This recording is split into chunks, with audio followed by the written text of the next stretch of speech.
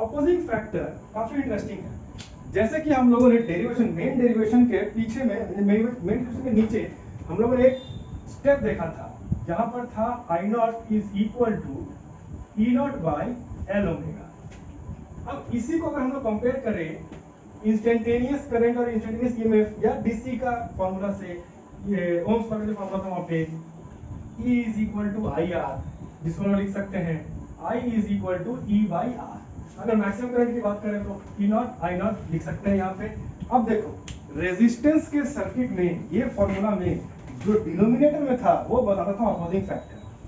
अब इंडक्टर के सर्किट में देखो ये वाला यानी left hand side of the equation match करता है, right hand side of the equation का न्यूमरेटर भी मैच कर रहा है, और डिनोमिनेटर क्या कहता है कि this is the opposing factor. तो जाहिर सी बात है इस सर्किट का ऑपोजिंग फैक्टर कौन सा होगा, एल ओमेगा होगा ऑपोजिंग फैक्टर। तो इसको कहते हैं हम लोग reactance, inductive reactance, inductive reactance यानी ऑपोजिंग फैक्टर हो जाएगा यहाँ पे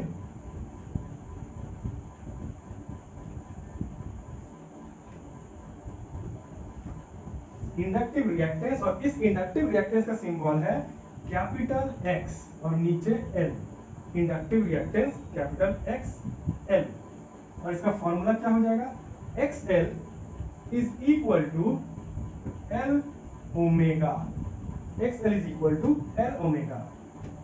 नाउ अब इसमें थोड़ा स्टडी करते हैं। XL को हम लोग क्या लिख सकते हैं, XL is equal to L omega, और ओमेगा को हम लोग क्या लिखते हैं 2 पाई बाई टी, यानी L 2 पाई बाई टी। इसको क्या लिख सकते हैं, L 2 पाई इंटू म्यू, यानी 1 बाई टी को क्या कहते हैं, frequency mu. That means this inductive reactance is directly dependent on frequency.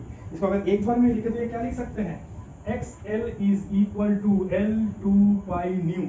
That means L constant हो जाएगा, 2 और पाई कांस्टेंट हो गया, तो यहाँ से लिख सकते हैं XL is directly proportional to the frequency. और ये बहुत ही इंपॉर्टेंट फैक्टर या डेरिवेशन है, क्योंकि रिएक्टेंस क्यों कहते हैं इसको, रेजिस्टेंस तो कह सकते हैं, करंट को रोकना ही है। रिएक्टेंस इसलिए कहते हैं क्योंकि रिएक्ट करता है, रेजिस्टेंस रिएक्ट नहीं करता है, वो ब्लाइंडली रेजिस्ट करता है, बट ये रिएक्ट करता है। किस टाइप का फ्रीक्वेंसी भेजे हैं उस फ्रीक्वेंसी को देखता है और देख कर रिएक्ट करता है। अब देखो अगर फ्रीक्वेंसी हम लोग कम कर देंगे, जीरो कर दे फ्रीक्वेंसी, किसका फ्रीक्वेंसी जीरो होता है, डीसी करंट का फ्रीक्वेंसी जीरो होता है, क्योंकि उसमें फ्रीक्वेंसी होता है नहीं तो सीधा जाता है। तो डीसी करंट का फ्रीक्वेंसी जब जीरो होता है तो जाहिर सी जब ये जीरो होगा तो ये भी क्या हो जाएगा, जीरो हो जाएगा। दैट मीन्स जब हम लोग ये सर्किट से डीसी करंट पास करेंगे तो इसमें कोई रिएक्टेंस मिलेगा ही नहीं, रिएक्टेंस नहीं मिलेगा मतलब कोई ऑपोजिंग फैक्टर मिलेगा ही नहीं, यहाँ पे डीसी करंट आराम से पास होकर चला जाएगा। लेकिन अगर हम लोग एसी करंट पास करें और एसी का फ्रीक्वेंसी जैसे जैसे बढ़ेगा ये क्या करेगा, रिएक्टेंस बढ़ाते जाएगा और ऑपोजिंग फैक्टर को बढ़ाते जाएगा। तो यहाँ से हम लोग कंक्लूजन लिख सकते हैं, वो कंक्लूजन होगा कि रिएक्टेंस, इंडक्टिव रिएक्टेंस या इंडक्टर, इंडक्टिव रिएक्टेंस या इंडक्टर XL और inductor allows DC but it blocks AC। तो इस तरह से हम लोग इस्तेमाल करते हैं किसी भी सर्किट में। अगर इंडक्टर लगा हुआ है मतलब वो डीसी को अलाउ करने के लिए दिया गया है, और अगर एसी आ गया वहां पे तो ब्लॉक कर देगा। कभी भी कोई सर्किट बना जाता है ना उसमें एसी और डीसी कंपोनेंट कभी कभी एक साथ आ जाता है। यानी कैसे एक साथ आएंगे, ऐसे करके एसी चल रहा है, ये पे डीसी कंपोनेंट ऐसे आता है। कभी माइकिंग हो रहा होता है, देखोगे बात करते करते एक आवाज आता है, कूं करके आवाज आता है, क्यों, क्योंकि वो डीसी कंपोनेंट रुक गया उसमें। डीसी कंपोनेंट क्या होता है, सीधा फ्लो होता है, वैसे उसके लिए आवाज क्या आता है माइक में, कूं करके आवाज आ रहा है, बिकॉज कांस्टेंट करंट फ्लो हो रहा है उसमें। तो वैसे उस सारी चीजों को अपोज करना है या अलाउ करना है या ब्लॉक करना है, वो कैसे करेंगे हम लोग, एक इंडक्टर डाल दिया तो क्या करेगा, ये अलाउ कर देगा डीसी को, और जितना भी एसी कंपोनेंट आएगा जिसमें हल्का सी कोई फ्रीक्वेंसी हो उसको फटाक से ब्लॉक कर देगा। तो मिक्सचर आ रहा है तो क्या कर देगा, एक डीसी अलाउ कर देगा और एसी को ब्लॉक कर देगा। ठीक वैसे कैपेसिटर देखना इसका उल्टा करेगा, उसको अभी हम लोग पढ़ेंगे, अभी नहीं। अच्छा इसका यूनिट देख लेते हैं हम लोग। तो एक्सएल का मतलब क्या होता है, यहाँ पे देखते हैं XL is equal to L 2 pi by T. तो L क्या होता है, हेनरी। L का यूनिट होता है हेनरी। ऐसा यूनिट की अगर बात करें तो XL is equal to henry by time यानी सेकेंड। तो हेनरी पर सेकेंड इसको कह सकते हैं, या फिर इसको हम लोग बोल सकते हैं, और लास्ट में जब इसको डिराइव करेंगे खोलने तो ये वोल्ट पर एम्पियर ही आएगा, यानी अल्टीमेटली कहने का मतलब वोल्ट पर एम्पियर यानी ओम। और ओम किसका यूनिट है, रेजिस्टेंस का यूनिट है। तो यूनिट के चक्कर में तो कोई टेंशन लेने की जरूरत नहीं है, क्योंकि जितना भी टाइप का अपोजिंग फैक्टर सभी का यूनिट तुमको लास्ट में ओम ही मिलेगा। तो ये रहा अपोजिंग फैक्टर, ये रहा वेव डायग्राम, ये रहा फेजर डायग्राम। पूरे अच्छे से इसको दिमाग में बैठाना बहुत जरूरी है। लास्ट में हम तुम लोग को एक चार्ट दे देंगे, उस चार्ट में ये पूरा डिटेल में सब कुछ लिखा हुआ है, अच्छे से समझ में आ जाएगा। बट दिमाग में सारी चीजें रखना जरूरी है कि कौन लैग कर रहा है, कौन लीड कर रहा है। तो देख लो, इसके बाद अब हम लोग का एक ही चीज रह गया है, power, instantaneous power and average power. काफी छोटा सा ये टॉपिक, ये बड़ा भी, वो भी हम लोग कर लेते हैं। तो इसको देखो, अभी वो शुरू करते हैं। तो जैसा कि हम लोग इसके सारे पोर्शन डेरिवेशन हो गया है हम लोग का, ई और आई का रिलेशन भी मिल गया है, AC through inductor purely inductive circuit का ई और आई का रिलेशन भी मिल गया हम लोगों का, और इसके वेव डायग्राम, फेज डायग्राम, ये सारे हम लोग कर लिए। इसका जो रेजिस्टिव फैक्टर जिसको कहते हैं, इंडक्टिव रिएक्टेंस, वो भी कर लिए। क्यों रिएक्टेंस कहते हैं, किसी से डिपेंड करते हैं, ये भी हम लोग कर लिए हैं। तो ये रहा हम लोग पहला पॉइंट। और दूसरा पॉइंट हम लोग का कि इसका जो रिएक्टेंस है, inductive reactance, this is directly proportional to the frequency. इसी से हम लोगों ने ये कंक्लूड कर लिया कि inductor blocks AC but it allows DC. Now, अब हमारे पास लास्ट टॉपिक जो रह गया है, that is power factor in inductor. तो let's start that topic. Power factor in power factor अलग हो जाता है, इसके बारे में हम लोग स्टडी करेंगे बाद में।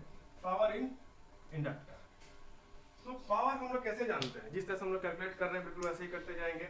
सबसे पहले हम लोग क्या करेंगे, इंडक्टिव ये इंस्टेंटेनियस पावर हम लोग निकालेंगे। इंस्टेंटेनियस पावर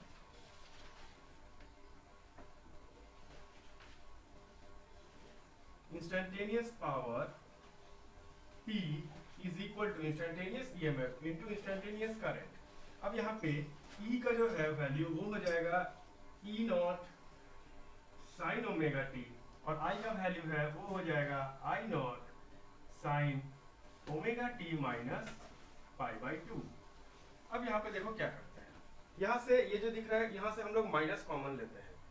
ये वाला ब्रैकेट में माइनस कॉमन लेंगे तो ये क्या दे देगा, इसको देखो ऐसे लिखेंगे, sine omega 2 minus pi by 2। यहाँ से अगर हम लोग माइनस कॉमन ले लिए तो ये हो जाएगा साइन, माइनस बाहर आ गया, तो pi by 2 minus omega t. अब ये माइनस को बाहर कर सकते हैं, because we know that sine of minus theta is equal to minus sine theta. इसको बाहर लिख सकते हैं, तो this becomes minus sine 90 minus omega t. Sine 90 minus theta is equal to cos theta, so this becomes cos omega t minus cos omega t. तो ये जो चीज दिख रहा है, इसी को हम लोग यहाँ पे अप्लाई करते हैं। तो इसके बदले हम लोग यहाँ पे लिख सकते हैं minus E naught I naught sine omega t cos omega t. इस तरह से हम लोग इसको लिख सकते हैं। Now sine omega t cos omega t, हम लोग के पास एक फॉर्मूला था कि sine of 2 theta is equal to 2 sin theta cos theta। तो according to this formula sin theta cos theta, sin theta cos theta को इधर भेज दिए तो हो जाएगा sin theta cos theta equal to sin 2 theta by 2। तो यहीं पे हम लोग लिख सकते हैं इसको minus e naught i naught sin 2 omega t by 2। तो this is the expression for instantaneous power. Now average power over full cycle, इसको कैसे निकालेंगे, average power over full cycle, average power over full cycle, simple सी बात है। क्या करेंगे इसको, हमको इतना मालूम है कि इसको इंटीग्रेट करना है फुल साइकिल से 0 से t तक, एक t का फैक्टर देना पड़ेगा। तो हम लोग क्या करेंगे, इसको minus E naught I naught sine 2 omega t और डिवाइडेड बाय 2, इस पूरे चीज को डिवाइड कर देंगे dt से और मल्टीप्लाई कर देंगे dt से। इससे क्या होगा, dt से डिवाइड मल्टीप्लाई कर रहे हैं तो dt कट जाएगा, आपको वही एक्सप्रेशन मिल जाएगा। Therefore we are not changing the nature of the expression. और ये क्या है, एवरेज पावर, तो ये हो जाएगा p average which is equal to integrating the whole term from 0 to t। तो ये रहा हमारा एक्सप्रेशन। अब क्या होगा, ये जो एक्सप्रेशन है ये इसके साथ भी इंटीग्रेट होगा, इसके साथ भी इंटीग्रेट होगा। उसमें क्या होता है देखो, This expression again can be written as t average equal to integration from 0 to t minus e naught I naught by 2 इधर भेज देते हैं by 2 sin 2 omega t dt whole divided by integration from 0 to t dt। ऐसा एक expression बन जाएगा। अब 0 to t dt को हम डायरेक्टली कैपिटल टी लिख सकते हैं, which is time period. Integrate करेंगे तो यहाँ पे क्या आ जाएगा, डायरेक्टली लिख रहे हैं मतलब क्या, यहाँ पे एक इंटीग्रेशन है, इसमें हम लोग इंटीग्रेट करेंगे तो यहाँ पे आंसर आ जाएगा टी। इसको अगर हम इंटीग्रेट करके दिखा दें यहाँ पे एक बार, 0 to t dt, इसको एक्सप्रेशन इंटीग्रेट करेंगे तो यहाँ पे आएगा t bye upper limit t 0। इसको अगर हम लोग माइनस करेंगे, एक बार अपर लिमिट पुट करके एक बार लोअर लिमिट पुट करेंगे, दिस गिव्स अस t। तो यहाँ पे आ जाएगा कैपिटल T। और इसको इंटीग्रेट कैसे करते हैं वो हम नेक्स्ट स्टेप पे दिखाते हैं। तो इसको हम लोग लिख देंगे कि 0 to t, अच्छा minus E naught I naught by 2 तो कांस्टेंट क्वांटिटी है, इसको भी बाहर निकाल देते हैं। तो ये हो जाएगा minus E naught I naught by 2 integration 0 to t sine 2 omega t dt whole divided by t रहेगा, होल डिवाइडेड बाई t। तो ये रहा हमारा फाइनल एक्सप्रेशन। अब इसको इंटीग्रेट करते हैं, साइन 2 ओमेगा टी, जैसा कि याद होगा कि इसके पिछले वाले डेरिवेशंस में साइन स्क्वायर ओमेगा टी था हम लोगों का, और उसमें हम लोगों ने देखा था sine square omega t dt का इंटीग्रेशन क्या रहता है t/2, और उसको हम लोग एक बार इंटीग्रेट करके रख लिए और हर एक डेरिवेशन में उसका हम डायरेक्ट रिजल्ट ही इस्तेमाल कर रहे हैं।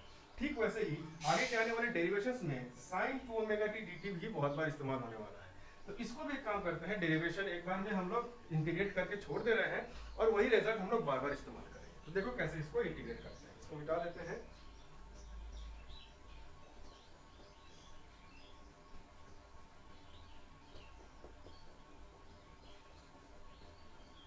ओके, तो यहां पे अब हम क्या करेंगे, integration 0 to t sine 2 omega t dt। यहां से अगर हम इसको कॉस में जाएंगे, साइन से कॉस में जाते हैं, इंटीग्रेशन करते हैं तो माइनस आ जाता है, तो minus cos 2 omega T by 2 omega, और ये 0 से t तक चलेगा। 2 ओमेगा तो t का टर्म नहीं है 2 ओमेगा में, तो इसको हम लोग बाहर निकाल देते हैं यहीं पे। तो this can again be written as minus 1 by 2 omega cos 2 omega t from 0 to t। अब इसमें हम लोग वैल्यूज पुट करेंगे, अपर लिमिट और लोअर लिमिट। तो वैल्यूज जब इसमें हम लोग पुट करते हैं तो वो हो जाएगा minus 1 by 2 omega cos 2 omega t. अब इसको हम लिखते हैं 2 इंटू ओमेगा का मतलब होता है 2 पाई बाई टी, और स्मॉल टी जो यहाँ पर है इसके मतलब हम लोग एक बार कैपिटल टी पुट कर देंगे, that means into capital T. This whole thing minus lower limit का पुट करेंगे, यानी cos 2 ओमेगा इनटू 0। तो since 0 is multiplied, this whole entire angle will become 0, and यहाँ पे t और t कट जाएगा तो ये क्या बन जाएगा 4 पाई। 4 पाई का मतलब क्या होता है, 2 पाई का मतलब पूरा एक चक्कर लगा के आना 360 डिग्री, 4 पाई का मतलब 2 बार चक्कर लगा के आना।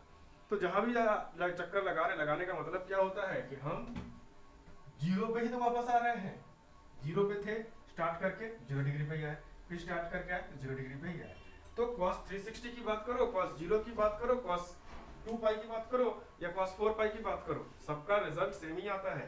तो हम लोग यहाँ पे क्या लिख सकते हैं, this is equal to minus 1 by 2 omega, this becomes 1, यानी cos 0 ही अल्टीमेटली आएगा तो 1, और यहाँ पे cos 0 है, cos 0 1, तो 1 माइनस 1 हो जाएगा 0, और anything multiplied by 0 will give us 0। तो यहाँ तो याद रखना, हमेशा sin 2 ओमेगा t का इंटीग्रेशन रहता है वहां पे रिजल्ट हमेशा 0 आएगा, तो यहाँ पर भी रिजल्ट 0 आएगा। चलो इसको भी हम लोग लिख ही देते हैं, यानी we get the result p average is equal to, since this is 0 therefore everything will become 0, that means minus e naught I naught by 2t multiplied by 0, which in turn gives p average over complete cycle is 0. Now this is a very important relation, क्योंकि ये हमको क्या दर्शाता है, या तो अगर हम लोग पिछले टॉपिक में जब रेजिस्टर का पावर निकाले थे तो वहां पे हम लोग को एक पावर का टर्म मिला था विच वाज P/√2 यानी ERMS इंटू IRMS, वो हम लोग का आया था वहां पे। दैट मीन्स कि वहां पे पावर खर्चा हो रहा है यानी एनर्जी खर्चा हो रहा है। जब रजिस्टर लगा देते हैं एसी सर्किट में तो वहां पे एनर्जी खर्चा होता है, लेकिन अगर एसी सर्किट में हम लोग इंडक्टर लगा दिए तो इंडक्टर कोई भी पावर खर्चा नहीं करता है। यहाँ पे जो एनर्जी है वो कंप्लीटली यूटिलाइज होता है वर्क करने के लिए, और उसमें से हीट एनर्जी बनके पावर डिसिपेट जीरो होता है इन इंडक्टर। इसीलिए नए जमाने के जितने भी सर्किट्स हैं जहां पे पहले जमाने में क्या होता था, रजिस्टर का क्यों इस्तेमाल करते हैं, to limit the current, current को लिमिट करने का इस्तेमाल करते हैं। लेकिन रजिस्टर करंट को लिमिट करने के चक्कर में हीट पैदा करता है, हीट से क्या होता है, एनर्जी लूज कर देता है। तो एनर्जी लूज कर दिया तो अल्टीमेटली हम, मेरा फायदा क्या हुआ उसको रोक के, एनर्जी तो लूज हुआ ही। तो इंडक्टर, अब नए जमाने के जहां जहां रजिस्टर इस्तेमाल हुआ वहां वहां पे हम लोग देखते हैं कि इंडक्टर का इस्तेमाल किया जाता है। इंडक्टर क्या करेगा, इंडक्टर सेम चीज करेगा, इंडक्टर भी रेजिस्टेंस ऑफर करेगा, बिकॉज़ उसमें भी क्या है, रेजिस्टिव फैक्टर तो है ही, ये ऑपोजिंग फैक्टर तो है, जिसका नाम क्या है, inductive reactance. Inductive reactance current को रोकेगा। अगर वो डीसी ये एसी में रहा तो एसी करंट में इसको इस्तेमाल करेंगे तो ये क्या करेगा, उसको रोक देगा, जैसे रजिस्टर रोकता है ये भी रोकेगा। लेकिन रोकते वक्त ये एक भी पावर खर्चा नहीं करेगा, एवरीथिंग विल बी ये कंजर्व्ड। ऑफ कोर्स यहाँ पे हम कह सकते हैं कि इंडक्टर बनाते वक्त तो हम तार का इस्तेमाल करते हैं, और तार में तो अपना रेजिस्टेंस रहता है पहले से, तो सिर्फ वो पार्ट जहाँ पे रेजिस्टेंस है उस रेजिस्टेंस के कारण हीट लॉस होगा, बट इंडक्टर का एक्शन के कारण कोई हीट लॉस नहीं होगा वहां पे, या कोई पावर लॉस नहीं होगा। अब यहाँ पे एक बात याद रखना, कंप्लीट साइकिल के लिए इसको हम इंटीग्रेट कर रहे हैं, यानी जो इसका पॉजिटिव हाफ है, अगर हम लोग एक एसी का हाफ बनाए, एसी का वेव बनाए, तो हम वहां पे देखेंगे कि दो हाफ रहता है, एक पॉजिटिव हाफ और एक नेगेटिव हाफ। तो इसमें क्या होता है, पॉजिटिव हाफ ये दर्शाएगा, पॉजिटिव हाफ में पावर का पूरा जीरो होने का मतलब होता है, अगर ये जीरो हुआ इसका मतलब यहाँ पे पॉजिटिव हाफ और नेगेटिव हाफ दोनों इक्वल है और दोनों को ऐड किया गया तो जीरो आया। तो positive half shows that the power is given into the inductor and the negative half shows that the power is taken from the inductor, या inductor is giving us the power। तो जितना power battery दिया था inductor को, at the end inductor सारा का सारा power battery को लौटा देता है। तो हम लोग यहाँ पे स्टार्टिंग में तुम लोग कहे थे कि रेजिस्टर किसी तरह का कोई पावर या एनर्जी स्टोर नहीं करता है। इनफैक्ट हम क्या बोले कि पावर लौटा देता है, मतलब हम लोग एनर्जी की बात कर रहे हैं, जितना एनर्जी इंडक्टर को फर्स्ट हाफ में दिया गया था उतना ही एनर्जी इंडक्टर सेकंड हाफ में लौटा देता है। तो रजिस्टर क्या करता है, रजिस्टर किसी भी तरह कोई एनर्जी स्टोर नहीं करता है, it always wastes energy in the form of heat, whereas inductor stores energy in the form of magnetic field and capacitor stores energy in the form of electric field. तो ये बात याद रखना, दोनों के फॉर्म में ये स्टोर कर सकते हैं ये दोनों ही, और इंडक्टर का इस्तेमाल बहुत अच्छे से होता है आजकल के सर्किट्स में। जैसे कि पुराने जमाने में ट्यूबलाइट जलाने के लिए जो ट्यूबलाइट का चोक रहता है वो क्या करता है, करंट और वोल्टेज को चोक कर देता है, बिकॉज इसको जलाए रखने के लिए स्टार्ट जब किया जाता है, स्टार्टर भी रहता है इसमें। स्टार्टर किस लिए लगा रहता है, बिकॉज ट्यूबलाइट को जलाने के लिए हम लोग को 220 वोल्टेज या 180 से ज्यादा वोल्टेज की जरूरत पड़ती है चल स्टार्ट करने के लिए। एक बार स्टार्ट हो जाए तब वो 40 वोल्ट या 50 वोल्ट पे भी वो चल सकता है एक बार स्टार्ट हो जाने के बाद। इसीलिए देखना, अभी तो तुम लोग नहीं देखते होगे, बच्चों में हम देखते थे कि वोल्टेज फ्लक्चुएशन बहुत करता था घर में। तो वोल्टेज क्या हुआ, शाम को सभी को ही ट्यूबलाइट जला देते थे एक बार, और एक बार ट्यूबलाइट ऑफ कर दिए तो बाद में फिर जलता भी नहीं था, क्योंकि उस वक्त क्या होता था कि इतना करंट नहीं प्रोड्यूस होता था। इसीलिए रात में जब सभी कोई के घर में करंट जल रहा है तो वोल्टेज थोड़ा डाउन होता था, और इतना डाउन होता था कि रात में ट्यूबलाइट जलाओ तो नहीं जलता था, शाम मतलब 9-10 बजे करीब। और किसी दिन अगर वोल्टेज डाउन हो जाए, घर में एक फेज उड़ जा रहा है, वोल्टेज डाउन हुआ है, तब तुम लोग देखना एक बार ट्यूबलाइट चला दिए, यानी कि फेज अप था तब ट्यूबलाइट चल गया, मतलब वोल्टेज अप था तब ट्यूबलाइट चल गया, वोल्टेज डाउन होने के बाद ट्यूबलाइट चल रहा है, लेकिन एक बार ऑफ कर दे तो फिर ऑन करो ट्यूबलाइट नहीं चलेगा। एलईडी लाइट नहीं होना चाहिए, नॉर्मल जो हम लोग का ट्यूबलाइट था जिसमें हैलोजन गैसेस भरे हुए होते हैं वो होना चाहिए, वो ट्यूबलाइट चलेगा। एलईडी तो स्टार्ट भी नहीं हो सकता है, अगर इसमें डिपेंड करता है उसका ड्राइवर सर्किट कैसा है। ड्राइवर सर्किट का इनपुट पावर से 220 वोल्टेज पे चालू होता है तो 220 वोल्टेज पे चालू होगा, नहीं तो अगर वो फ्लेक्सिबल है 40 से 220 वोल्टेज तक ले सकता है इनपुट, और आउटपुट में 10-12 वोल्टेज ही देगा, इसकी वजह से ड्राइवर सर्किट का काम है, तो एलईडी ट्यूबलाइट चालू हो जाएगा। Anyways we are not going in that discussion. यहाँ पे कहने की बात ये है, अब आगे जाके हम जब वाटलेस करंट डिस्कस करेंगे यही पे हमको समझ में आएगा कि वाटलेस करंट कहाँ से आ रहा है, बिकॉज वाटलेस करंट का मतलब क्या होता है, करंट फ्लो होगा अगर तो वो सर्किट में क्या होगा, करंट तो होगा ही, और करंट फ्लो हो रहा मतलब वहां पे पोटेंशियल डिफरेंस या ईएमएफ है ही, और अगर ईएमएफ है और करंट है तो वहां पे पावर होगा ही। लेकिन ये एक ऐसा सर्किट बना के देगा इंडक्टर जहां पे पावर क्या होगा, जीरो। करंट फ्लो होगा उस सर्किट में, लेकिन उस सर्किट में पावर कंज्यूम कितना होगा, जीरो। तो ऐसे करंट को कहते हैं हम लोग वाटलेस करंट। ये करंट के बारे में हम लोग डिस्कस करेंगे बाद में अच्छे से, बट फिलहाल के लिए यही समझा देते हैं। This is known as wattless current. और ये नए जमाने के जितना भी है, जैसे फैन के रेगुलेटर्स कह सकते हो, स्विच साइज छोटा बन गया है, वहाँ पे इंडक्टर्स का इस्तेमाल होता है। जो जितने भी सर्किट है वहाँ पे भी इंडक्टर का इस्तेमाल होता है। आगे जाके हम लोग पढ़ेंगे कैपेसिटर का भी इस्तेमाल हो सकता है, उसमें भी हम लोग देखते हैं कि पावर कंज्यूम्ड इज जीरो। तो this is a very important relation, इसको बहुत अच्छे से याद रखना, क्योंकि यहाँ से बहुत सी चीजें हम लोग इन्फर कर सकते हैं। और इनफैक्ट आगे जाके इलेक्ट्रॉनिक्स लेके पढ़ोगे, ये चीजें स्टार्टिंग बेस चीजें हैं जिससे आपके ऊपर चीजें पढ़ोगे। तो ये रहा हमारा पूरा पावर कंजर्वेशन, पावर साइकिल और एसी थ्रू इंडक्टर यहाँ पे कंप्लीट होता है। नेक्स्ट टॉपिक होगा हम लोग का एसी थ्रू कैपेसिटर। तो इसको देख लो अच्छे से।